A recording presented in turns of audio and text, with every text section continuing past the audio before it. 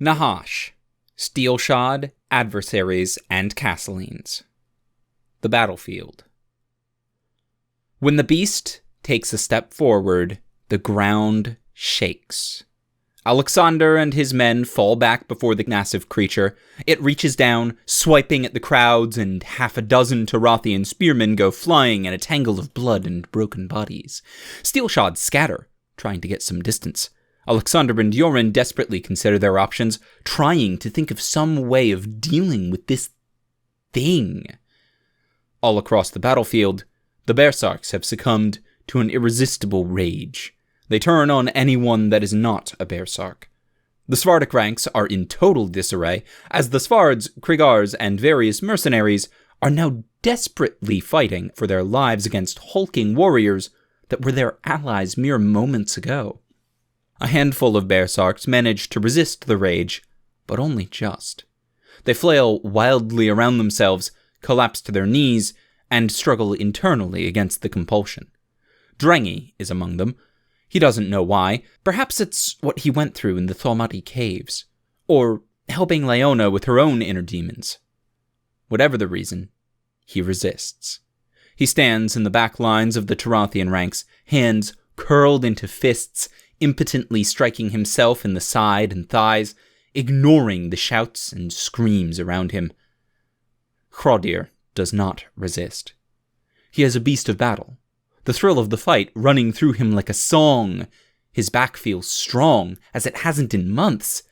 He weaves through a crowd of Tarathian conscripts and Kriegar warriors, lashing out indiscriminately. He laughs and howls and kills. Only 2 Berserks seem wholly unaffected by the rage. Hrafn the Sage stands near the Terbjorn, the maul of his ancestors held at the ready. He advances on Steelshod. He cares nothing for Terbjornsson's vengeance. Left to his own choices, he would be back in Svarden, hunting, training young warriors, and telling tales to the children. But he is here. Now, with foes all around him, and Ter wishes for him to fight, so he fights. Unfairth feels the Teric rage bubble up inside him. He almost gives in. He wants to. Zelda and several members of Steelshod press in around him, seeking his death. There is so much appeal succumbing wholly to the madness of Ter, a frenzied killing, heedless of his own safety, the proper state of being for all life. But Unfairth has learned so much in these last months, and he knows he has a higher purpose now. It is his task to bring such clear and irrefutable understanding to the rest of the world. He murmurs a word. Doom. He can barely get the word out, spoken as much to himself as his enemies. They stagger but do not fold.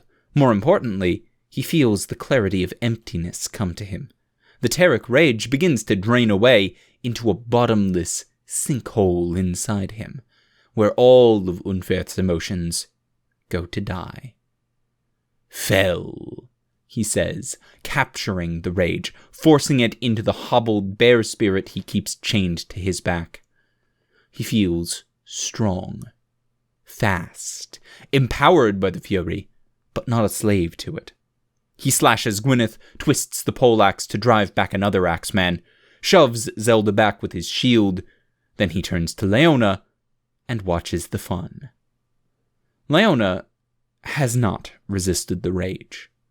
Perhaps she could have, with Hubert's Simaruta, with the strength of will she's gained since fighting the initial rages. Maybe. But her resolve's been weakened by Unfairth's mental assaults, and now she has fallen deep into the frenzied madness of Ter. She turns away from Unfairth. Another servant of Ter is an unworthy foe. She faces Olivenko instead, the nearest enemy, jabs at him with her spear, the thrill of the fight coursing through her. Olivenko darts back. Leona, he says. Leona, you must fight this. She snarls at him. Olivenko keeps his sword up to parry, but he does not attack.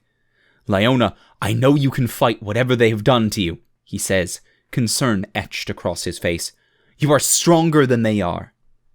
He is afraid for her, but he knows her, trusts her. His sword is up, but his guard is down.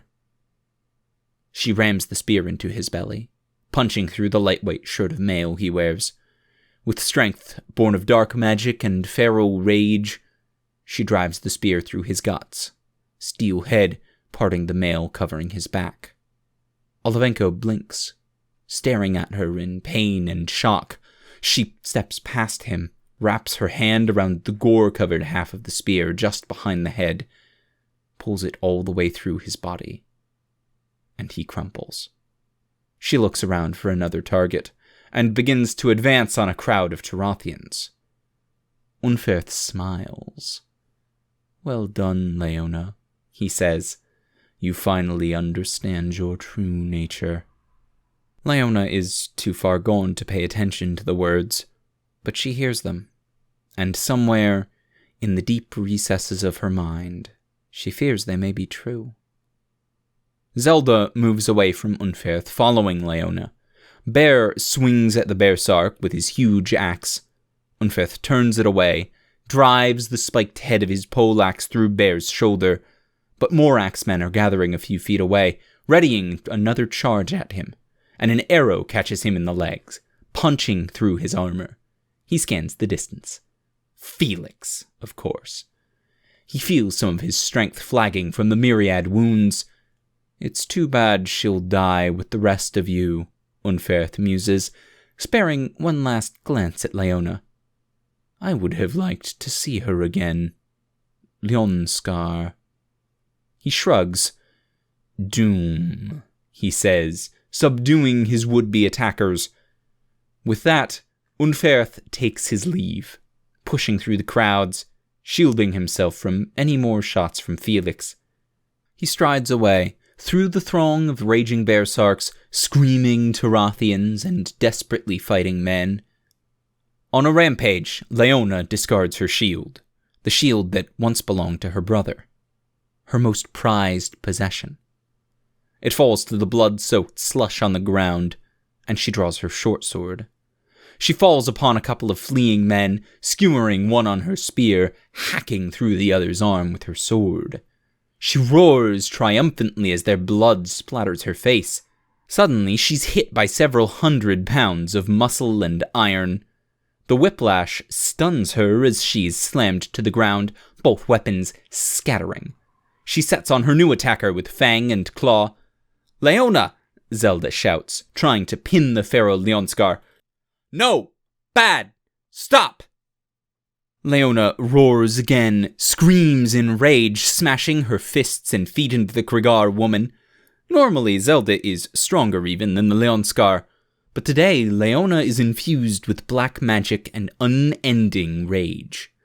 Slowly, but surely, she overpowers Zelda, wrestles the woman onto her back, straddles her, begins wildly smashing into her in a frenzy.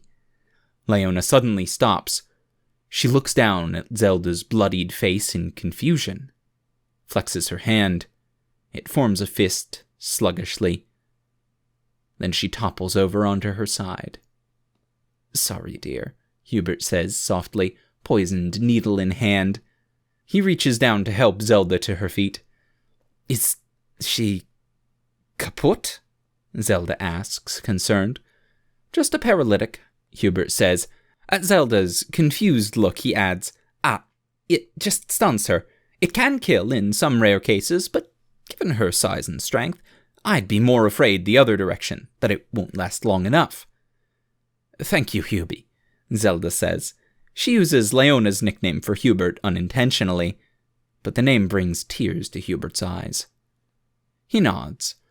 "Not a problem, dear. Best grab your axe and join the others. There's more fighting to do." She hesitates. "You not helping?"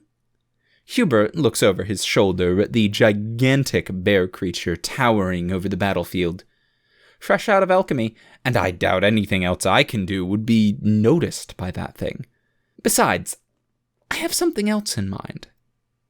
Hubert is looking in a different direction now, where several Tarathian conscripts are running, screaming, and dying. Zelda follows his gaze and sees the beast they are fleeing from. Hrodir. Hubert has another needle in his hand. "Best of luck to you, my dear," he says to Zelda. Zelda, giving Hubert a salute. "Jawohl!" They go their separate ways. Zelda chases after the giant beast, and Hubert chases after the little one. Unfairth pushes his way through the fleeing mice, reveling in their fear and desperation. He sees a Svard and a Knight Serpentis fighting back to back, pressed in by bear sarks and dulfsknar. Glorious, bloody chaos. Fear, pain, and death. Doom! He's almost sorry to fall back, wistful again that he can't just succumb to the frenzy. But he doesn't want the work he has yet undone to be snuffed out by an unlucky arrow or spear. He trusts that Tear's avatar will unleash unholy hell upon the Tarathians before it finally falls, or fades away. As he walks, he sees Brickar and a cluster of his bearsarks ripping into a group of hapless Kriegars with their bare hands, bows forgotten. That's a shame. The fury is so great they've discarded their best tools. Unfairth shakes his head. What a waste.